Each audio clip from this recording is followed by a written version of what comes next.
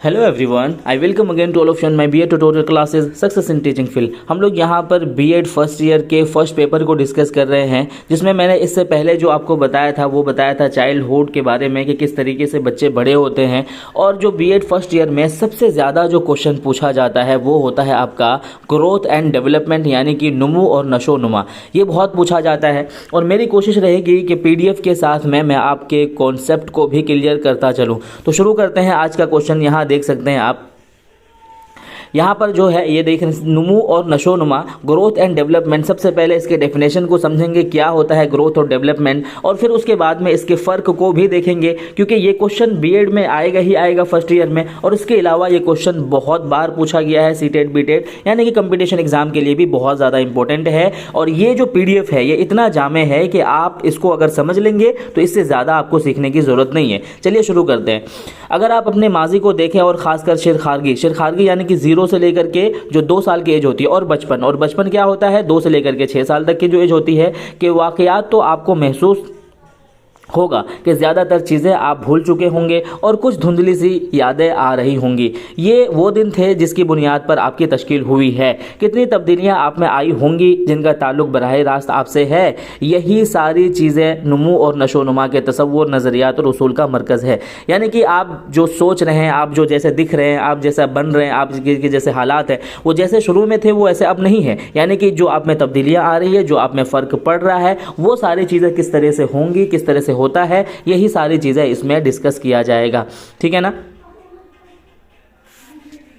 चलिए अब देखते हैं यहां पर इसका जो है द कॉन्सेप्ट। यहां पर देख सकते हैं आप, यहाँ पर क्या है, तसव्वुर और नौइयत, यानी कि द कॉन्सेप्ट एंड नेचर किस तरीके से होता है। नुमू, नशोनुमा, बालिदगी, अफजाइश, पुख्तगी, ये तमाम वो लफ्ज़ है जो एक जैसे लगते हैं और अक्सर इस्तिलाहात में ये अल्फाज एक दूसरे से मुतबादिल के तौर पर इस्तेमाल किए जाते हैं।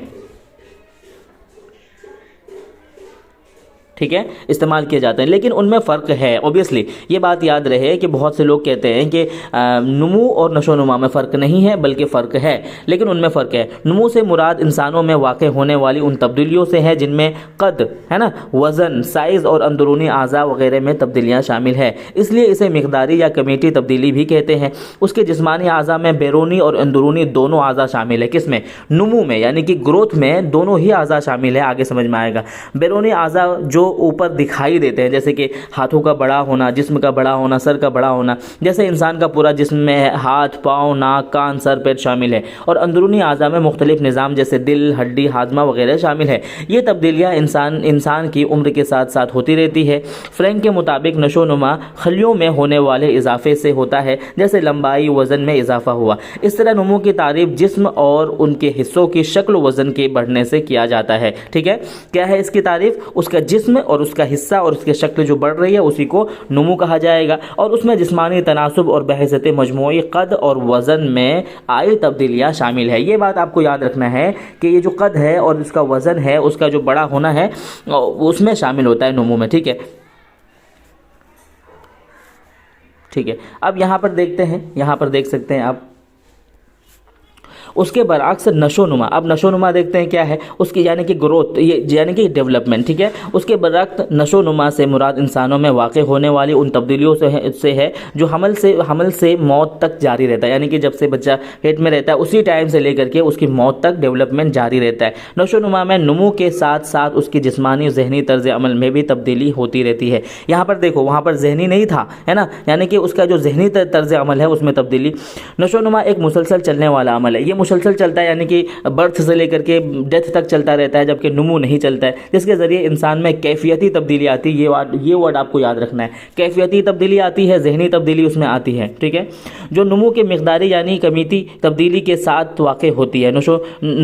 नशोनुमा में नुमू का जुज़ हमेशा जुड़ा हुआ होता है। ठीक है, यानी कि डेवलपमेंट में ग्रोथ, यानी कि नशोनुमा में नुमू हमेशा जुड़ा हुआ होता है। ठीक है, नशोनुमा के नतीजे में इंसान के अंदर कई खुसूसियात और सलाहियतें पैदा होती है। कैफियती तब्दीली को महसूस किया जा सकता है। कैफियती यानी गुस्सा होना, अच्छा लगना, है ना, यानी कि भावुक हो जाना, इनकलाबी मूड हो जाना, ये कैफियती तब्दीली किसकी वजह से है? नशोनुमा की वजह से, यानी कि डेवलपमेंट की वजह से। क्या कहते हैं, लेकिन नापाना नहीं जा सकता, उसे नापा नहीं जा सकता। ठीक है, जिस तरीके से नुमू को, वजन को था उसमें नाप सकते हैं, इसमें नहीं नाप सकते हैं। जैसे कि आप जहन को कैसे नापेंगे, ठीक है ना, जैसे अपनी सलाहियत को कैसे नापेंगे, ठीक है, यानी कि कैफियती तब्दीली को नहीं नापा जा सकता, जिसके मुख्तलिफ हिस्सों में मुश्तरका तौर पर तब्दीलियाँ आती है। ये तब्दीलियाँ मखसूस सिमत में होती है, यानी वो पीछे जाने की बजाय आगे की जानिब चलती रहती है। क्रो एंड क्रो एक बहुत बड़े साइकोलॉजिस्ट है, ये कहते हैं, क्रो के मुताबिक नशोनुमा एक साख्ती तब्दीली है, यानी कि बनावटी तब्दीली है। इस तरह नशोनुमा की वजाहत उन अल्फाज में की जा सकती है कि हर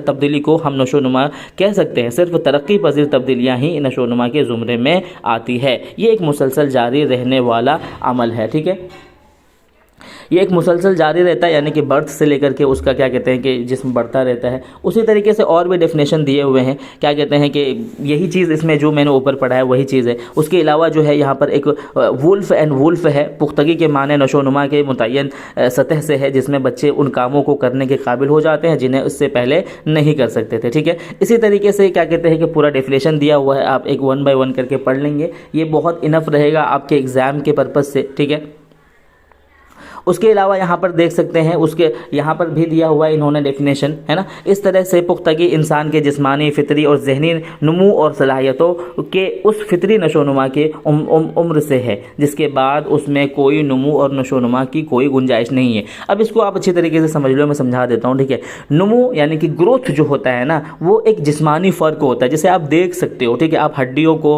है ना, और जिस्म को, हाथों को, वज़न को, लंबाई को बढ़ते हुए देख सकते हो। लेकिन जो नशोनुमा होता है, यानी कि डेवलपमेंट जो होता है ना, उसे आप देख नहीं सकते हो। जैसे कि कैफियती तब्दीली है, बच्चे का चिड़चिड़ापन बचपन में होना, बच्चा बड़ा हो गया तो उसके बाद में गुस्सापन होना, बच्चा जब एडोलेसेंस में जाता है तो उसमें प्यार मोहब्बत की चीज़ें आना, ये कैफियती तब्दीली है। तो इसे आप नाप और तौल नहीं सकते और ना इसे देख सकते हो, तो ये क्या हो जाएगा, ये नशोनुमा हो जाएगा। ठीक है, अब उसका जो है फ़र्क जो है, डिफरेंस है, इस डिफरेंस को भी देख लेते हैं हम लोग।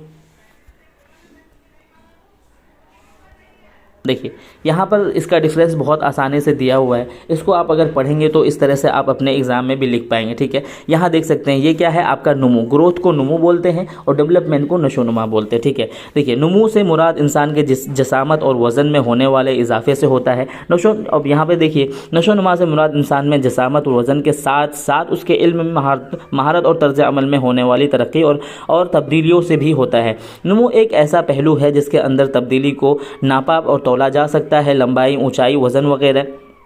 नशोनुमा के अंदर जसामत, वज़न के साथ काबिलियत और कैफियती भी तब्दीली रहती है और कामों के तरीके में दुरुस्तगी आती रहती है। ठीक है, इस तरीके से सारा पॉइंट पढ़ लेंगे। इसका जो मेन माने था ये था कि इसके क्या कहते हैं कि नमू जो होता है, यानी कि ग्रोथ जो होता है, जैसे देखा जा सकता है, नापा जा सकता है, तौला जा सकता है। ठीक है, लेकिन जो है आपका नशोनुमा जो होता है, नशोनुमा को तौला नापा नहीं जा सकता है। जैसे कि आप देख सकते हैं यहाँ पर लिसानी जो है, यानी कि उसके बोलने की, जज्बाती, समाजी, अखलाकी, है ना, ये जो कैफियत है ये नशोनुमा में होता है, जिसे तौला और नापा नहीं जा सकता है। तो इस तरह से सारे जो पॉइंट है आप अपने पेपर में लिख देंगे।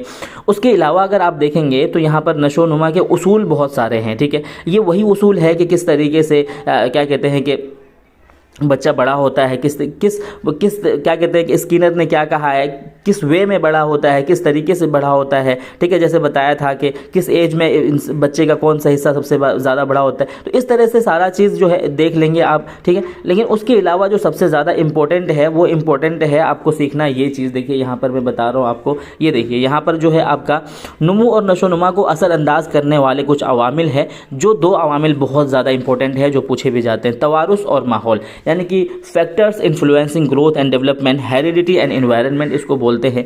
हेरिडिटी से मतलब क्या है, नस्ल का जो नस्ल बाय नस्ल जो चीज़ चलती रहती है, पैदाइश से चीज़ें जो दूसरे में ट्रांसफ़र हो जाता है, और इन्वायरनमेंट से मतलब हो जाता है माहौल। ठीक है, अब इसको हम लोग समझते हैं कि क्या है ये हेरिडिटी और इन्वायरनमेंट। ठीक है, हमेशा ये ज़ेर बहस रहा है कि कौन से अवामिल हैं जो इन नशोनुमा को असरअंदाज करते हैं। ये बात सामने आई है कि नशोनुमा को जो बुनियादी अवामिल है वो है आपका तवारुस यानी कि आपका हेरिडिटी, और फिर दूसरा होता है आपका माहौल यानी कि इन्वायरमेंट। उमूमन ये कहा जाता है कि बच्चे का रंग रूप, जहन और मिजाज में वो अपने वालिदैन की तरह होते हैं। ठीक है, ये किसका डिफिनेशन है? ये आपका हेरिडिटी का डिफिनेशन है यानी तवारुस का। ये अनासिर सिर्फ वालिदैन ही नहीं बल्कि उसको यूँ कहे कि आबो अजदाद व नस्ल वालिदैन जुनीन से शमूलियत है, लेकिन बाज़ औक़ात उसके बरअक्स भी देखने के लिए मिलता है, जैसे कि कुन जहन माँ बाप के बच्चे, जहीन बच्चे के भी कुन जहन बच्चे पैदा हो सकते हैं। उसकी वजह यह है कि बच्चों की खसूसियात सिर्फ वालिदैन ही नहीं बल्कि उसके आबो अजदाद से भी मिलते हैं। इसलिए तवारुस आम ज़बान में इंसान की पैदाइशी खसूसियात को कहते हैं। ठीक है, तवारुस किसको कहते हैं? यहाँ पर देख सकते हैं, इंसान की पैदाइशी खसूसियात को कहते हैं। ठीक है, जेम्स ड्रेवर ने क्या कहा है? जेम्स ड्रेवर ने तवारुस की तारीफ़ इस तरह से की है कि वालिदैन की जिस्मानी ज़हनी खसूसियात को बच्चों में मुंतकिल होना ही तवारुस कहलाता है। ठीक है, इतना समझ में आया? ठीक है, उसके अलावा भी यहाँ पर बहुत सारे डेफिनेशन दिए हुए हैं, देख सकते हैं आप। सारा डेफिनेशन आप अपने नोट्स में लिख सकते हैं यहाँ से। इस तरह तवारुस का मतलब वो सारी खसूसियात हैं जो इंसान अपनी नस्ल, आबो अजदाद और वालिदैन से हासिल करता है। ठीक है, क्लियर हो गया कि वो सारी चीज़ें जो क्या कहते हैं कि हासिल करता है। अब तवारुस के कुछ कानून हैं, देखो मैं यहाँ पर बता देता हूँ। देखो, लॉज ऑफ हेरिडिटी, तवारुस के कवानीन जो है, पहला हो जाएगा आपका मुशाबहत का कानून। इसमें क्या होता है कि बच्चा जो है बिल्कुल हू बहू जहन के, मिजाज के, रंग रूप में हर तरीके से किस पर जाएगा? अपने वालिदैन पे जाएगा। दूसरा है आपका लॉ ऑफ वेरिएशन यानी कि तगय्युर का कानून। इसमें क्या होता है कि बच्चा जो है ना पूरी तरीके से अपने वालिदैन पे नहीं जाते हैं। उसके बाद होता है आपका मुराजात का कानून यानी कि लॉ ऑफ रेडनेस। इसमें क्या होता है? इंसान के अंदर दो खसूसियात पाई जाती है, एक उमूमी और दूसरी होती है खुसूसी। उस कानून के मुताबिक बच्चे अपने वालिदैन से सिर्फ उमूमी खसूसियात में हासिल करते हैं, इसलिए तवारुस के जिबिल्लत उमूमी यानी औसत के जानिब होती है। इसमें क्या होता है? मुराजात में क्या होता है? एक उमूमी होता है यानी कि एक जो है जनरल होता है, एक स्पेशल होता है। तो सपोज दैट कि जनरली अगर बच्चे को देखेंगे तो वो हो सकता है कि वो कद में और फिर लंबाई में और रंग में अपने पेरेंट्स की तरह हो गए हों, लेकिन ऐसा ज़रूरी नहीं है कि जितना जहन या फिर जितना क्या कहते हैं माइंडेड पर्सन उसका पेरेंट्स है उतना ही वो भी हो, ये कोई ज़रूरी नहीं है। तो ये खुसूसी जो चीज़ें हैं उसमें नहीं पाया जाता और ये भी हो सकता है। ठीक है ना, तो ये है मुराजियत का कानून। ठीक है, अब उसके बाद अगर आप देखेंगे यहाँ पर हम लोग पढ़ते हैं, देखिए इंसान क्या कहते हैं यहाँ पर हम देखिए, नशोनुमा के असर अंदाज करने वाले दो अनासिर माहौलियात है। दूसरा जो अनासिर क्या है? माहौलियात है। अब जो है यहाँ से माहौलियात शुरू होगा। बच्चा जब पैदा होता है तो वो कुदरत की बनाई हुई दुनिया में सांस लेता है और फैलता फूलता है, उसका मतलब पूरे माहौल से है। अगर गौर व फिक्र करें तो हम देखते हैं कि इंसान जिस माहौल में रहता है दो तरह से देखा जा सकता है। एक माहौल को कुदरती कह सकते हैं क्योंकि वो कुदरत की तरफ हमें फराहम है, और दूसरों को समाजी माहौल कह सकते हैं। ठीक है, एक कुदरती होता है यानी कि सांस लेना, सोचना, समझना, ये माइंड चलना, ये क्या है? आपका कुदरती है। और दूसरा होता है समाजी, जो समाज को देख करके आप सीखते हैं। उसकी वजह यह है कि बच्चे के वालिदैन किसी न किसी समाज से ताल्लुक़ रखते हैं, चूँकि इंसान एक समाजी जानवर है। ठीक है, ओबियसली क्योंकि वो समाज में ही रहता है, समाज के बगैर नहीं रह सकता। इंसानों के बगैर नहीं रह सकता। कुदरती माहौल का मतलब है पहाड़, ये सारी चीज़ें आप पढ़ लेंगे। ठीक है, ये यहाँ पर जो है क्या क्या है ये सारी चीज़ें पढ़ लेंगे। तो यहाँ पर देखिए, उसके अलावा भी देखिए यहाँ पर कुछ डेफिनेशन है, इंपॉर्टेंट डेफिनेशन देखिए। ये जो है वुडवर्थ के मुताबिक माहौल में वो तमाम बैरूनी अज्जिया शामिल हैं जो खुद उसको ज़िंदगी के आगाज़ से मुतासिर करते हैं। उसके बाद है आपका यहाँ पर देख सकते हैं बोरिंग लॉन्गफील्ड वाइल्ड ने कहा है कि जिन्स के अलावा वो फ़र्द पर असर अंदाज होने वाली हर शय को माहौल कहलाती है। ठीक है, मंदरजा बाला तफसील से ज़ाहिर होता है कि इंसान के ऊपर माहौल का असर होता है। ये माहौल क़रार हमल से ही शुरू हो जाता है। बच्चे की माँ जिस माहौल में रहती है बच्चे की नशोनुमा वैसी ही होती है। वाज़ेह रहे कि बच्चे की नशोनुमा में तवारुस यानी कि हेरिडिटी या फिर जेनेटिक और माहौल यानी कि इन्वायरमेंट दोनों के असरात शामिल होते हैं। तो ये था आपका ग्रोथ एंड डेवलपमेंट की डेफिनेशन और दोनों में फ़र्क, और उसके अलावा जो ग्रोथ और डेवलपमेंट को जो इफ़ेक्ट करता है, मुतासिर करता है, वो है आपका हेरिडिटी और इन्वायरमेंट यानी कि तवारुस और उसके बाद माहौलियात। तो ये था आपका वीडियो, आई होप कि समझ में आया होगा। किसी तरह की कोई क्वेश्चन हो तो कमेंट सेक्शन में ज़रूर लिखें। Thank you so much video देखने के लिए।